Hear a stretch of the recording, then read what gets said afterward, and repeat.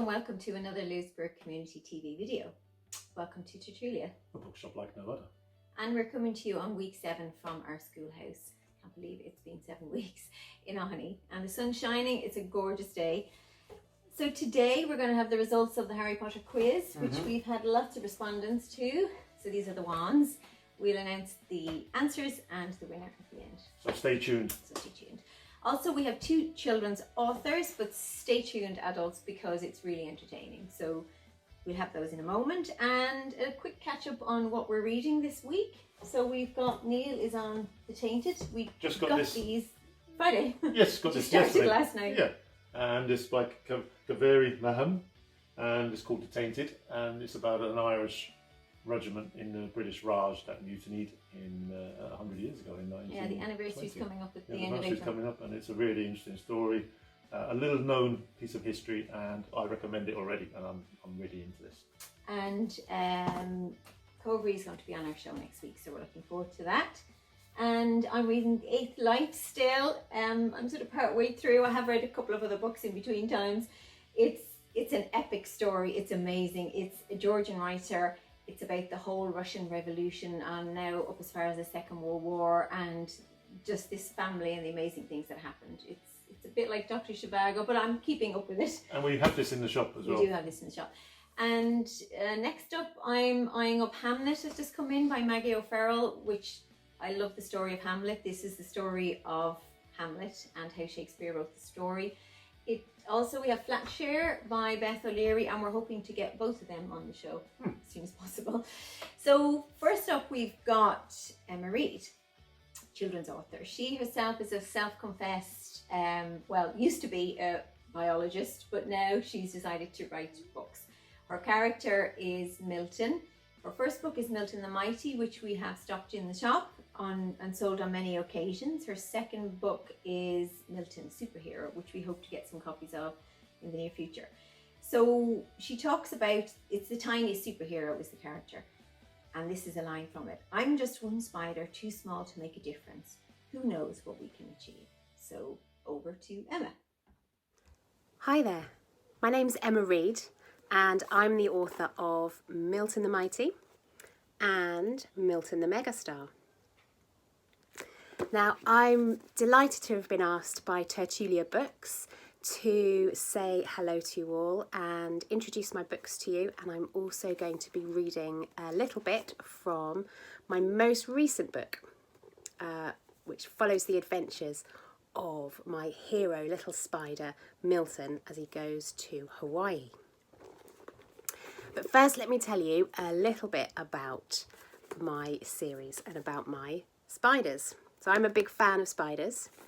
Wasn't always the case. I used to be absolutely terrified of spiders.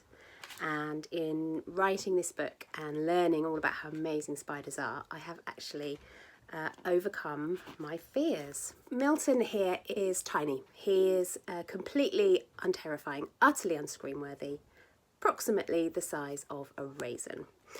And he discovers one day that he has been branded the deadliest spider in the country by the tabloid newspapers. So of course he's terrified, he doesn't know what to do about the situation, but fortunately he's got some amazing spidery friends and a wonderful house human, and together they start an internet campaign to save his species. So I'm going to introduce you to my characters first of all. So here we have little Milton. This is one of his best friends, Audrey. She's a cellar spider. She's got lovely long legs. She wants to be a ballerina when she grows up. She's very bossy. And this is Ralph. He's a hairy house spider. He's the sort of spider that you find in the bath sometimes. He's not the sharpest spider under the floorboards, but he is a very, very loyal friend. And here they are. They're hiding from cleaning products by creating a little tent out of a crisp packet under the floor. So in book 1, as I said, Milton becomes famous. He starts his own web campaign and he's a celebrity. So by the time we catch up with Milton in book 2, fame is getting on top of him. He's overwhelmed by all the fan mail, all the photo shoots that he has to do, and he is just one little spider, remember. So it's all getting a bit much for him, and he decides with his friends to go on a break. They need a holiday, and they all go to Hawaii. When they get there, they meet this guy. This is Bradley O'Hare, billionaire, and he lets them stay in their hotel, and he's very attentive to all of their needs. And then let me just show you again. Here's my characters. So they're all sunbathing on the roof. There's Ralph in a little sort of mini swimming pool, and Milton, as usual, is looking a little bit worried about things. So let me read to you a little bit from Milton the Megastar. So at this point in the story, the spiders and Zoe are concerned about deforestation on the mountainside, and they have a sneaking suspicion who might be behind it. It's putting some already endangered spider species at risk, and also Milton's dad is in trouble. So here we go. The library was very dusty, full of old cobwebs and flies, unlike anywhere else in the spotless hotel. When Zoe had requested her drink be brought there, the staff had to have a discussion to determine exactly where the library was. "We have a library?" "That's news to me," the bartender had said. Zoe asked the cleaning staff, but they had never heard of it either. It was the perfect place for a secret meeting with 3 peckish spiders. So, before we go heading off into danger, we need proof that Bradley O'Hare, the so-called billionaire, is behind the destruction of the Happy Faces habitat. "This is what I've got so far," said Zoe, tapping the case file with her green gel pen. Milton's dad is trapped on Mount Kilauea, which is a volcano. Potential issue given the minor earthquake this morning, but moving on. Someone is bulldozing the mountain. Why? It sounds like a harebrained scheme to me, and who is the king of harebrained schemes around here? Ralph shrugged, so Audrey and Milton nudged him from either side, squeezing out a little fruit fly flavoured burp. "Oh, right," he said. "O'Hare, I get it." Zoe continued. "You guys probably haven't seen the picture of the pink polystyrene beach that blew away, have you? The man is an environmental disaster. He's our prime suspect, but we need more evidence before we can do anything. So far, all we have is a load of golf courses, hotels, limos, jet skis, yachts, and possibly 1 private jet. But we need something to link him specifically to the deforestation of Kilauea." Audrey lowered herself from a shelved copy of the 50 biggest hotels in the world on a long thread of silk, then swung herself back and forth until she had enough speed to knock up over a roll of takeaway cups that were lined up like dominoes. "Yes, Audrey, all the single-use plastic is terrible, but we need something that places him directly at the scene of the crime." Zoe tapped her chin with a pen. Mako and his daughter Jenna are already banned from the hotel, and the staff saw them talking to Dad and looked pretty cross. They could be onto us already. We'll have to be very careful. This is turning into an extremely dangerous mission. She watched Audrey climb back up the bookcase like a graceful mountaineer. "That's it, Audrey. We're going to have to climb the mountain and see for ourselves." Audrey slipped back down 2 shelves in shock. She spun round and gave Zoe one of her fiercest looks, which even Zoe was getting to be scared of. Where else will we get the proof we need and rescue Milton's dad? Unless anyone's got a better idea. Zoe slumped back into the enormous old leather armchair and looked thoughtful. After almost a minute's silence, Ralph raised his leg. "So, what's Ralph's idea for getting them out of the pickle that they've all found themselves in and save the endangered Happy Face spiders?" So I hope you enjoyed that. Now, before I go, I'd just like to give a quick shout out to the illustrators of my books. Their names are Alex G. Griffiths and Lisa Reed, and I'm sure you'll agree the illustrations are absolutely amazing. They are so, so beautiful, and sunny and bright, and hopefully bringing us all out of this lockdown strange situation that we find ourselves in. And I think that's one of the wonderful things about books, is that although we are within the same four walls most of the day, we can at least find some adventure and some excitement in these wonderful things. Lots and lots of lovely books. So happy reading, take care, bye bye. Thanks, Emma. That was fantastic, and that book will be available in the bookshop fairly soon. Okay, so I just have a little philosophical piece to read about a book by Terry Morrissey and Richard Plenty. He summarised it by saying, trying to reduce uncertainty to make ourselves feel better is futile, but there are ways around it.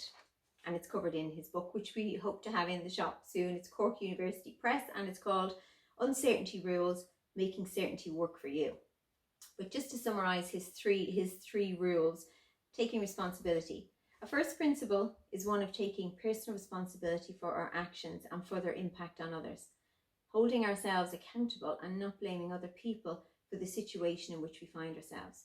This pandemic, gives us many opportunities to take responsibility for ourselves and contribute to our communities, and we all have been doing that, certainly. The second point he makes is a sense of purpose. A second principle is the importance of having both strong core values and a clear sense of purpose. In times of uncertainty, we do not have the luxury of having all the facts to hand when making decisions and choices. And lastly, he mentions knowing the uncontrollables. A third principle we emphasise is the importance of accepting that there are many things outside of our control. We cannot control the uncontrollable. What we can control, though, are our responses. It's something we've heard a lot, but really pay no attention to a lot of the time. So he talks about taking responsibility ourselves for what's going on, having a sense of purpose, and knowing what we can control and what we can do about it. And he summarises by saying, and more of us need to be able to do this. Our energy needs to be focused not on predicting the outcomes of the unpredictable, but on shaping the world we want to create for the future. So it's quite big, shaping the world we want for the future. All right, well, over to something a little bit lighter, Brid. Yeah. Yes, this is Anne Murtagh talking about her book. I'm reading a piece from it, A Sense of Freedom. And this book is published by O'Brien Press, which we do stock a lot of in the shop. They're an Irish publisher and they have some fantastic books. Anne was born in the Bronx, spent the first few years, 7 years, I think, of her life there, yeah. Then came back to live in Meath. She is a primary school teacher and studied history in NUI Maynooth. So this is a book for 10-year-olds plus. It is often, we often get asked for history books for that age group. So it's a lovely book. And over to Anne. Hello, Anne Murtagh here. Greetings to Breed and Neil in Tertulia in Westport. First of all, thank you very much for sending me the Big Wind book that I ordered. I was delighted I got it so fast. And thank you very much for including the cool bookmark, Tertulia bookmark, along with it. Secondly, thank you so much for stocking my own book, The Sound of Freedom, a novel for ages 10 and upwards, published by the O'Brien Press and set during the Irish War of Independence. Now, the story takes place in 1919, and the main character, Colm, is dying to be part of what's going on in Ireland at the time.